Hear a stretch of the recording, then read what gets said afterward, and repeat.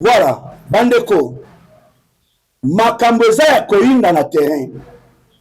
Ba-adversaire baza na kati ya komeka, ba-stratégie nyonso, ba-tactique nyonso, mais eza kokumba bango na échec. Bomonaki koma teste bakorner nanga bavandaki kimia. Bazalaki lisusu na eloko ya koloba te. Apa kosenga bolimbisi na sese po ete mokonzi ya mboka ya Congo andima dialogue oyo bango pe bakovanda. Le chef de l'État congolais atalisi position na ye. Akotika yaka soko mokete ko accorder dialogue elongo na ba oyo bazali ba criminel de guerre. La diplomatie ya mokonzi ya mboka eye kokumba ete le Rwanda, armée ya Rwanda bazala bloqué sur tous les plans. Na niveau ya Mozambique, Union européenne balobi bakati kofinansiaka armée ya Rwanda na Mozambique. Kagame akende bisika zwaka solution bloqué. Kagame azonga ta bisika moko azwa mupepe mulunge. Kagame atente nyonso, Kagame amoni mpo na ye esili. Maintenant, quoi faire? On a kobebisa image ya régime ya Kinshasa. Quoi faire pour la kobebisa image ya FARDC ainsi que le Wazalendo? Ndeba ye komonte kuna bango ya bomatisi drone on a kobombarder na niveau ya Goma.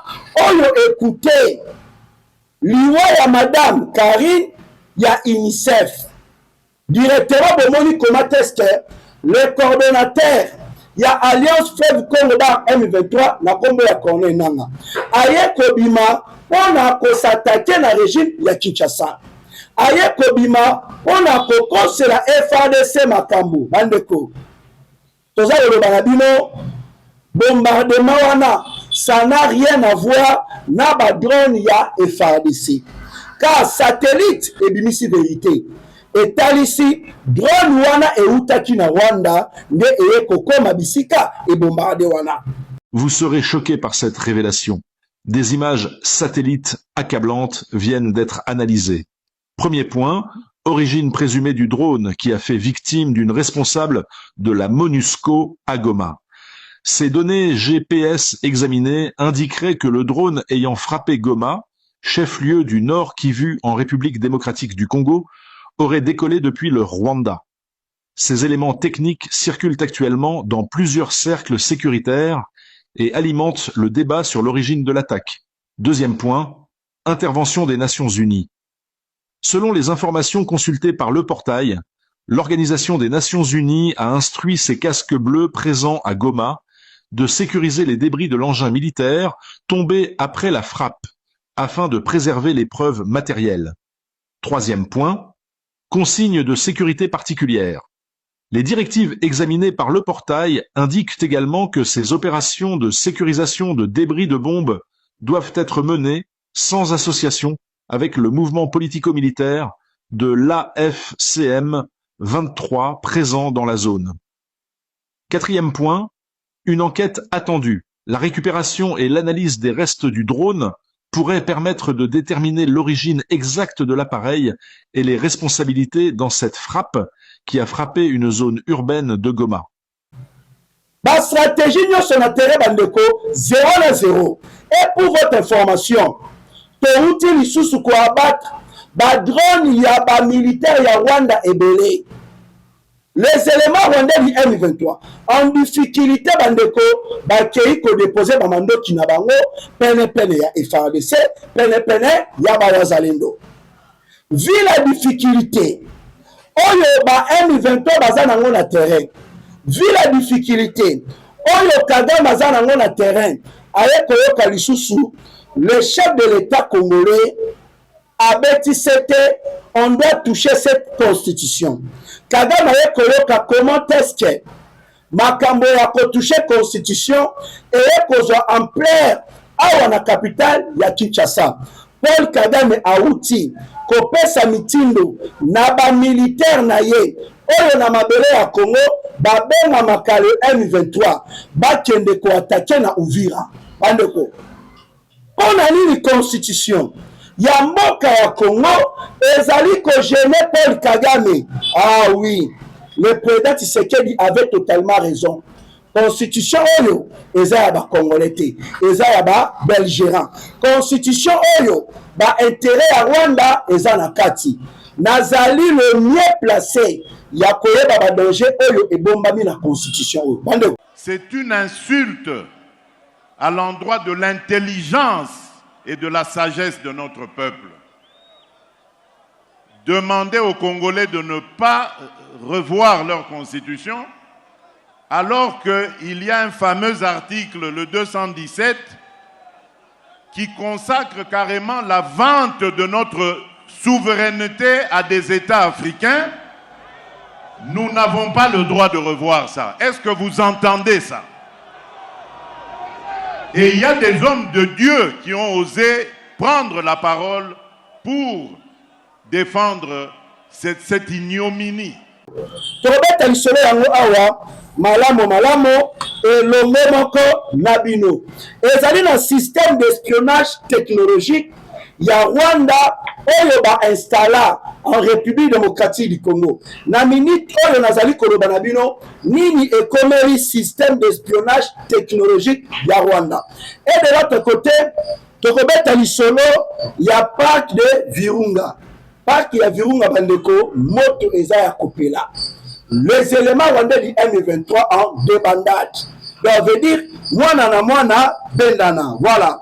Goma un quartier bisika oyo ba responsable ya Alliance Fleuve Congo bazalaki bauti kozala frappé nini komi.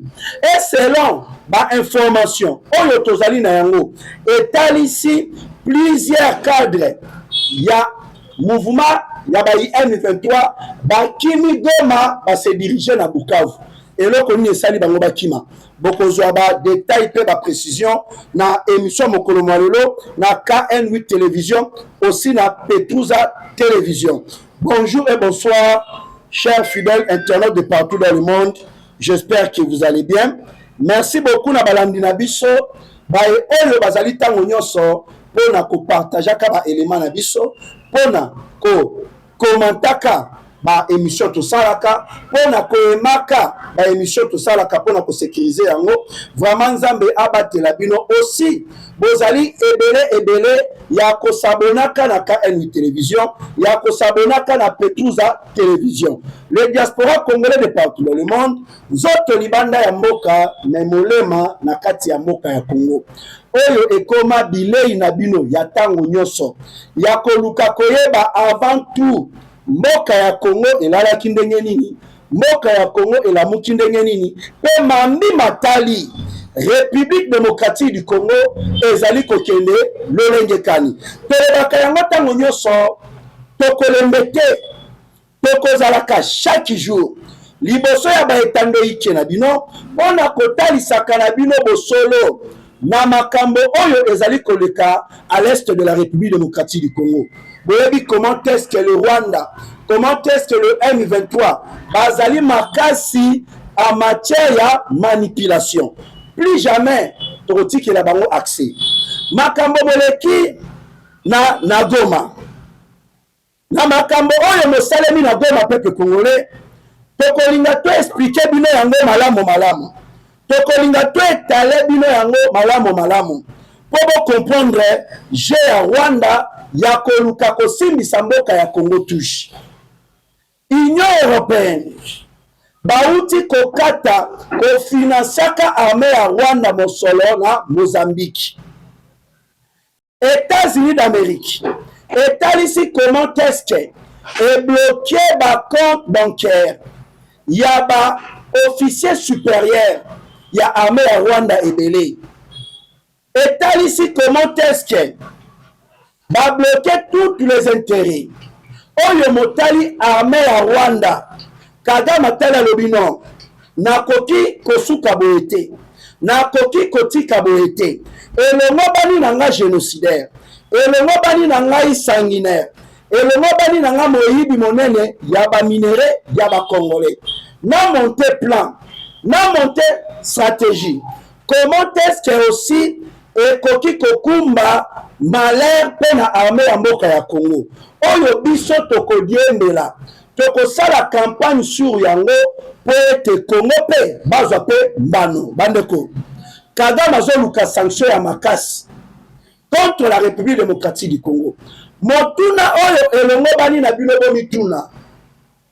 Pona nini il a fallu que Paul Kagame akende kokutana na président ya France na kombo ya Emmanuel Macron pour opération ya bombardement wana esalema. Cela veut dire Emmanuel Macron azali impliqué. La Chine bazali impliqué. Rwanda bango moko boyebi impliqué. Na stratégie na bango bazu ba monter pona kobebisa image ya régime ya Kinshasa. Ne baye ko sacrifier cette dame na kombo ya Karine. Mama oyo ya UNICEF. Drone ebimi na Rwanda. Emati likolo ekei inde na ndako wana. Nde activé système na yango ya bombardement. Et bombardé et créé baliwa. Mbala moko bomoni réseaux sociaux et s'enflammer. Mbala moko bomoni moto oyo alobaka lisusu te. Moto oyo azangaki matière na monoko na ye. Moto oyo azangaki actualité na kombo ya Corneille Nangaa abimi. Boye komona oyo akomi actuellement le porte-parole ya mouvement du M23. Oyo a remplacé Willy Ngoma oyo auta kokufa. Na kombo ya Laurence Kanyuka abimi. Laurence Kanyuka aye koloba. Mbala moko pe Corneille Nangaa pe aye koloba. Na maloba na bango bazali komamika crime wana na régime ya Kinshasa. Bazali komamika crime wana na FARDC. Lokola nzamba azalaka monene na niveau ya satellite. Satellite est détecté. Comment est-ce que drone wana eutaki na Rwanda et se diriger na Goma na ndako wana pe eye ko activer système ya bombardement et bombarder. Satellite ebimisi ba preuve nyonso. Satellite etali ici ba détail nyonso. Mais bato wana boyebi bien moyibi ata yibi ndenge nini. Mais soki obengi moyibi akoboya yango akosilika. Mais na kati na ye moko ayebi kaza moyibi. Ndenge moko na ba Corneille Nangaa. Ba preuve ebimi. Mais bazongana mais na kati na bango bayebi malamu ka ezali bango. Bandeko Corneille Nangaa lobi nini? Voilà. Pour attaque de Goma par drone. Plusieurs sources sur place ezali ko évoquer une diversion de l'alliance Fleuve Congo Bar M23 visant à faire porter au régime de Kinshasa une attaque au coup du régime de Kinshasa est évité. Cette attaque a été planifiée et exécutée par le mouvement rebelle. Elle n'a rien à voir avec Kinshasa. En agissant ainsi, Alliance Fleuve Congo Bar M23 et le Rwanda cherchent à monter la communauté internationale contre le régime de Tshisekedi. Toujours selon nos sources à Goma, Alliance Fleuve Congo Bar M23 et le Rwanda ont positionné plusieurs drones pour commencer à lancer ces drones et bandako kele ko bombarder na ba position ebele à l'est enfin ya kolati sa chapeau na mapinga ya mboka ya Congo aussi na FARDC. Le coordonnateur ya Alliance Fleuve Congo Bar M23 na kombo ya Corneille Nangaa. Je pense bien tozali na vidéo oyo toko balancer bino boyoka comment est-ce que Nangaa azali ko manyola lokuta lokola kindoki. Corneille Nangaa s'exprimer. Les attaques au drone na batongo tongo na Goma ont délibérément visé la décapitation du leadership de Alliance Fleuve Congo Bar M23. Corneille Nangaa azali koloba boye. L'objectif ya régime ya Kinshasa est bien entendu. Il y a qu'à affaiblir la révolution, l'opposition politique au régime ainsi que le principal pilier politique et sécuritaire. Corneille Nangaa azali na kati toujours ya koloba ke mapinga ya mboka ya Congo FARDC na ba opération oyo balansaka ba visaka kaka population civile. bandeko bomoni Goma bomoni Bukavu po tozwa yango eza eloko ya moke. Je dis bien pe naza na kati ya korepete Goma Bukavu po tozwa yango eza eloko ya moke. Maye oyo esalaka obstacle na FARDC ainsi que les wazalendo, c'est parce que balingi te kolonse opération moko oyo ekokumba liwa ya population civile. Le M23 en difficulté, bazwaka population civile, ba utiliser bango comme boucle émissaire. Le FARDC connaît très bien le mode opératoire du Rwanda, le mode opératoire Yabai M23. Nde baza na kati ya komonte stratégie moko oyo ko permettre ete ezala nde ba terroriste wana bazala frapper et non la population civile. Yango bomoni toza na kati ya kopusana malembe et stratégiquement. C'est connu de tout le monde. Et ça, Alliance Fleuve Congo nde moto ebomaka population civile. Bautaki ko découvrir fausse commune na Uvira. Combien de fausses communes bazu ba découvrir? Oyo ba ya M23 bazu ba bomi. Mais bazolinga sikoyo babimisa image ya mabe na FARDC. Bazo ba crime na bango, balatisa yango FARDC, mais vérité ezateti. Vérité ezateti. Biso tokozala toujours wana pona kotalisaka na bino lokuta ya bayi M23. Pona kotalisaka na bino bosolo ba stratégie ya bayi M23. Na tango na likoloba na bino peuple congolais, le M23 bautaki lisusu komatisa ba drone na bango. Heureusement la vigilance ya mapinga ya mboka ya Congo oyo ebengami FARDC to réussir ya koabattre ba drone wana. Ezali na 3 drones de l'armée rwandaise oyo ba matisaki yango na niveau ya Mikenge to zuito abattre yango, aussi to capturer plusieurs éléments ya Alliance Fleuve Congo ba M23.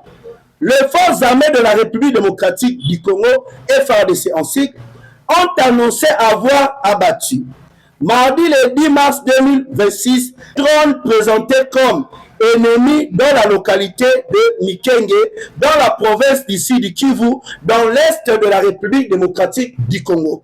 Selon les porte-parole des opérations Sokolade, pour le secteur du sud Kivu, le lieutenant Mbouyi Kalonji a qualifié que ces appareils appartiendraient au Rwanda Défense Force RDF, ainsi qu'à leurs alliés y a Alliance Fleuve Congo, accusés d'avoir violé l'espace aérien congolais. Bandeko, to abattre ba drone wana, to capturer plusieurs yaba éléments wana.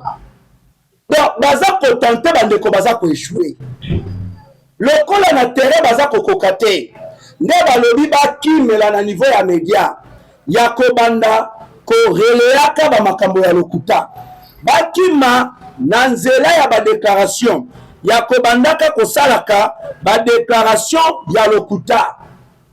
Baya koyoka lisusu sango ekomeli Rwanda. Union européenne bauti kokata kofinansiaka armée ya Rwanda na Mozambique. Les sanctions des États-Unis d'Amérique en action. Et bandi ko frappé bisika nyonso oyo armée ya Rwanda ba bénéficiaka. Les sanctions des États-Unis d'Amérique en action, nous commençons à comprendre pourquoi le Rwanda a éliminé cette dame française. Pourquoi le Rwanda a éliminé cette dame française? Une nouvelle décision importante vient de tomber en Europe. L'Union européenne s'apprête à mettre fin na oyo motali ko financiaka armée ya Rwanda déployée na Mozambique. Donc Kagame azui lisusu sango ya mawa. Bandeko, Kagame azui lisusu sango ya mawa. Les éléments rwandais du M23 en difficulté. Na niveau ya Lubero, boyebi yango malamu, moto alekio na makasi esengeli o s'incliner. Soboza makasi te, okongumba mela moto ya makasi. Vu la pression ya FARDC appuyée par les Wazalendo. Ba attaque, ba opération, ba offensif, o tozali kokumba, le M23 va quitter. Le M23 en débandade.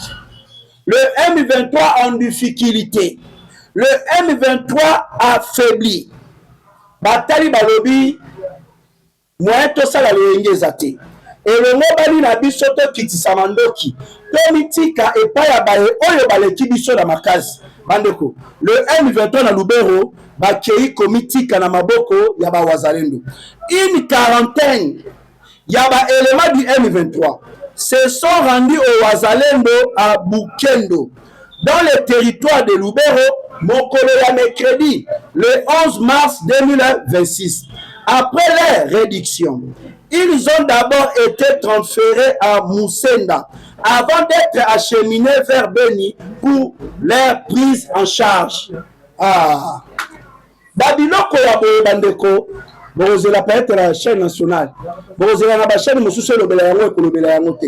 On a fortifié mapinga ya mboka ya Congo. On a kopesa bango lisusu bokasi esengeli kolobela ka ba résultat ya malamu oyo bazali na kati ya kosala. Vraiment tozali ko féliciter mapinga ya mboka ya Congo FARDC appuyé par les Wazalendo. Et souki wana te bandeko nanga ba Congolais, je sais très bien bisika bozali boza vraiment na posa ya koyebaka évolution ya makambo ya este ezali kokende lolenge kani. Baye oyo bazali ba cadre du mouvement Alliance Fleuve Congo ba M23 ba RDF ba komi kobanga depuis Goma bisika bazali. Car baza déjà na ba information que mapinga ya mboka ya Congo FARDC appuyé par les Wazalendo baza déjà na porte ya Goma. Na tango le nazali koloba na bino bandeko, ça chauffe na niveau ya Goma. Plusieurs cadres du M23 bauti kokoma na niveau ya Bukavu. Ba décider kokima na Goma. Obo yokaka mwana na mwana bendana. Bakangi bisaka na bango. Bakangi babiloko na bango nyonso inde bakei na Bukavu. Bandeko, qu'est-ce qui se passe? Bayoki nini? Bamoni nini?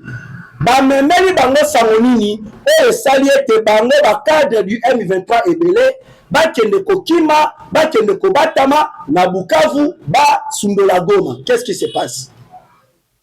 Toza na kati ya kozela bonne nouvelle. Je vous assure que bientôt là bokozwa sango ya malamo que te récupérer Goma, te récupérer Bukavu, te récupérer y compris na Bunagana. Voilà. Toujours dans Maïmatali, actualité politique en République démocratique du Congo.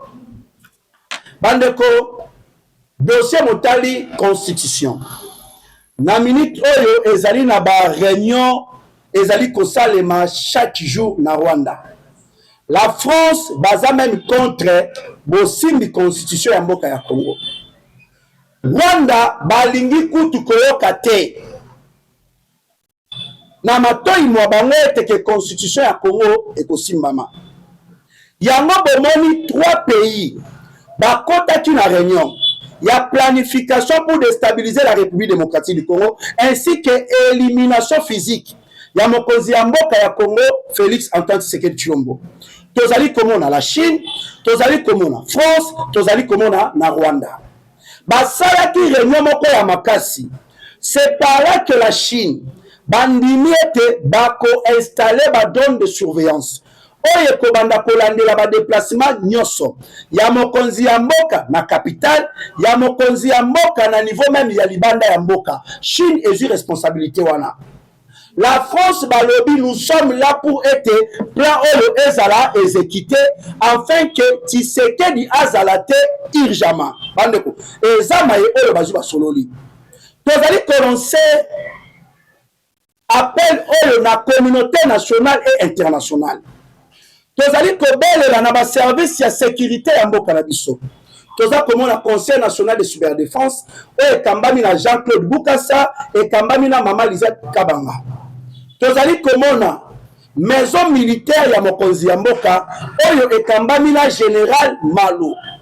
Esengeli tocha ba dispositif ya makasi ya kuampeshe bakuya ba ennemi esimbate bazana ba complice na bango awa deja na Kinshasa. Oyebi yango malamu Ba complice bazala déjà awa.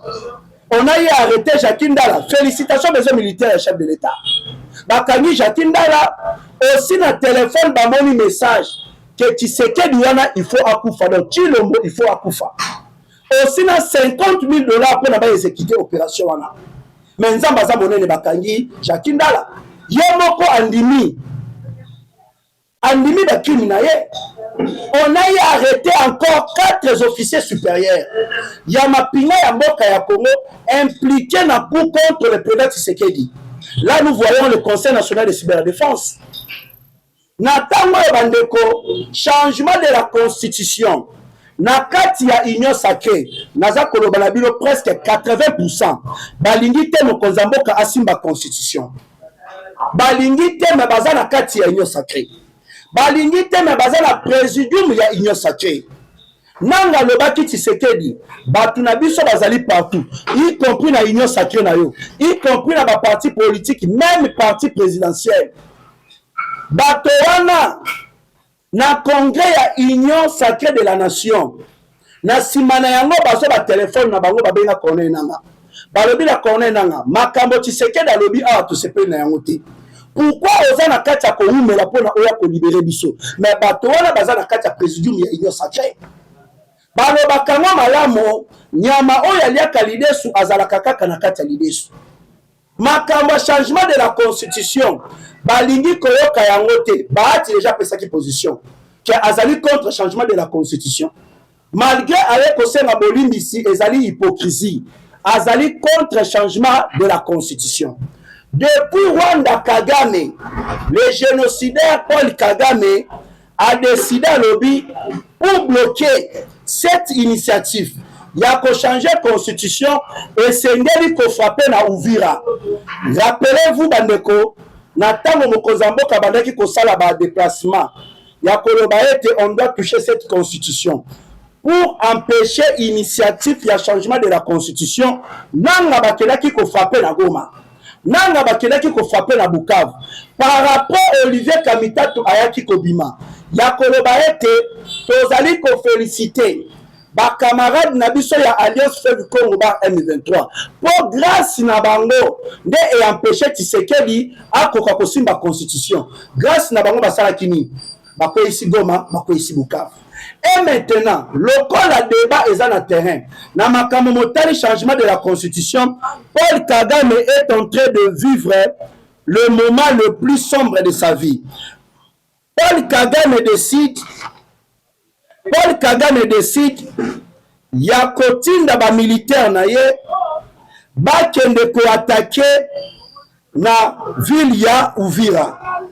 Pour empêcher le président de la République ne puisse pas toucher cette constitution. Mais na koloba Paul Kagame, mokolo nyonso ezalaka dimanche te. Chaque jour ezalaka dimanche te. À l'époque, bakuna bino bobandaki ko réussir, c'est parce que Franck Tumba Biamunda azalaki na maison militaire ya mokonzi ya mboka. C'est parce que Christian Tuwele Shongesha azalaki chef d'état-major général ya mapinga ya mboka ya Congo. C'est parce que Daiwen azalaki kokumba oto akobenga Deniap. C'est parce que Philemon Yav, Chiviri, Olivier Gassita, donc renseignement ya armée ya mboka na biso. Et simbamaki na bato oyo bazalaki ya bino. Na tango yo bato wana bazali lisusu te. Soki ozali kobanza ete kuna yo ya kokweyisa lisusu Uvira pour empêcher na mokonzi ya mboka asimba constitution te ezali ndoto ya baba. J'insiste, Paul Kagame ezali ndoto ya baba. Bato na yo oyo kotinda na bango ba mene opération ya kokweyisa Uvira. Yeba ata mutu moko te akobima ya bomoi. Parce que mapinga ya mboka ya Congo bazali na maye oyo molongo bani pona ko contre opération na yo wana esimba te. Nazali ko interpeller conscience ya peuple congolais na makambo motali changement de la constitution. Okoki jamais kolinga eloko olinga na contraire na yango non. Linga eloko moko. La constitution actuelle ezali kopesa un pouvoir semi-présidentiel au chef de l'État. Donc, elingi kotalisa mokonzi mboka aza na plein pouvoir te. le premier ministre ne moto azali na ba pouvoir ebele. Soki inondation et salemi, balobaka toujours président de la République. Insécurité, président de la République. Gouverneur akumba makambo mabe, président de la République. Premier ministre na ba ministre na ye, basali makambo ya mabe, président de la République. Mais ba pesa sikoyo na président yango pouvoir mobimba. Po abandaka ko révoquer moto asali mabe. Et comme non basimba yango te mais bolingi nini. Et là koni boza na kati ya koluka. Presque la majorité, il y a des Congolais de tata et de maman, de père et de mère, bazali pour changement de la constitution. Biso pendenge tozali awa na capitale. Toko sali sa ba marche à makasi, ba activité à makasi, pona ko accompagner likanisi. Ya mokonzi ya mboka na makambo motali changement de la constitution. Ba Congolais bisika banso bozali. Clavier eza ya bino. Bo koma na commentaire. Botali sa position à Bino. Est-ce que vous allez pour changement de la constitution ou vous allez contre changement de la constitution? Je sais très bien parce que la majorité des Congolais vous allez pour changement de la constitution. Tolini comment na article 217 ah na moni pasi na sombi lupangu na ngai na bongisi lupangu na ngai molekinzela mupaya atali lupangu nga lobi ah oyo azwa na espace malamu esengeli ngana bundisa ye po nazwa pe ndambu ya espace ya lupangu na ye mupaya bandi ko bundisa ngai bitumbe bandi oyo aza mukolo esengeli akata likambo malamu ngai kolo lupangu na mikanda mais mokolo aya lobi mais quand même awa na mikanda awa eza koloba poza la malamu na baninga na yo na ba voisin na yo esengeli osedele bango eteni ya lupangu na yo ah na bundanga moko na mona pasi ngai moko na lupangu na ngai po kaka nazala na malamu na sedele eteni ya lupangu na ngai. Allez vérifier au Rwanda eza na article ni na constitution ya mboka na bango oyo elobi ete soki bango na Congo toza koyokana te po tozala malamu na bango esengeli bango pe basedele biso eteni ya mabele eza wapi. Seulement en République démocratique du Congo. Biso peut-être du Metikala. Je sais très bien on a koloba ebele ya ba Congolais baza na kati ya ko comprendre. Ebele ya ba Congolais ba telemi baza ko soutenir initiative ya changement de la constitution afin de sécuriser et à protéger notre pays que la République démocratique du Congo. Voilà.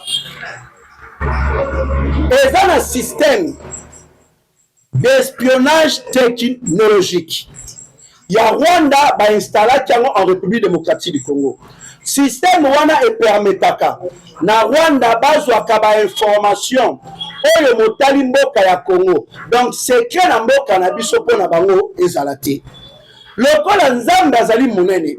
Lokola pouvoir oyo eza comparable na pouvoir oyo elekate toye ko désactiver système d'espionnage technologique du Rwanda en République démocratique du Congo. Donc ndenge zaboye le Rwanda ba komi na difficulté ya kozwaka ba information na mboka ya Congo to désactiver système d'espionnage technologique wana bandeko. Ha Kagame ba komona na za ulala te. Je vous assure Paul Kagame aza kulala te. Aussi après sanctions infligées contre 4 officiers généraux ba oyo bazali ba piliers de l'armée rwandaise. Institution militaire rwandaise. Tu es comme on a 4 sénateurs américains. Baye côté le bakei ko déposer une proposition. Ezali ko viser à ko sanctionner baye oyo bazali ba proche ya Paul Kagame. Même baye oyo bazali famille biologique ya Paul Kagame. Bandeko. Kagame, je vous assiste, tata on a la té. 4 sénateurs va déposer proposition. Parmi oyo bazali bae ya famille ya Paul Kagame, tozali komona Jeannette Kagame. Oyo azali molongani légitime ya Paul Kagame. Donc moi si ya Paul Kagame, comme on a epezali na kati déposé par les 4 sénateurs pour ba sanctionner bango. Tozali komona Ange Kagame, mwana ya Kagame ya Yambo, ya Liboso, kombo na yepe ezali na kati, tozali komona Brian Kagame oyo azali fils ya Paul Kagame qui est pressenti comme futur successeur ya Paul Kagame. Kombo na epe ezali na kati. Avant kokweyisa nzete babandaka na misisa. Et je vous assure, la fin ya génocidaire, souka ya sanguinaire, Paul Kagame et Komi Kokoma prenne. Voilà. Je ne sais pas ceux qui te tika na combien de minutes. On nous signale déjà que saleli presque ba minute na biso ebele. Donc on n'a pas de virunga moto ezali ya kopela un bataillon ya ba RDF et outi ko tomber na piège oyo FARDC na ba wazalendo batila ki bango. Donc ata mon côté na kati na bango abimi na bomoy. Voilà, c'est un peu ça. Oto yaki na yango ya kosola na bino ya ko analyser na bino na émission mokolo malelo. En retour ndenge to senga ki na bino bozala ebele ya ko liker, ya ko commenter pe ya ko s'abonner. Tout mon année à la prochaine. Bye.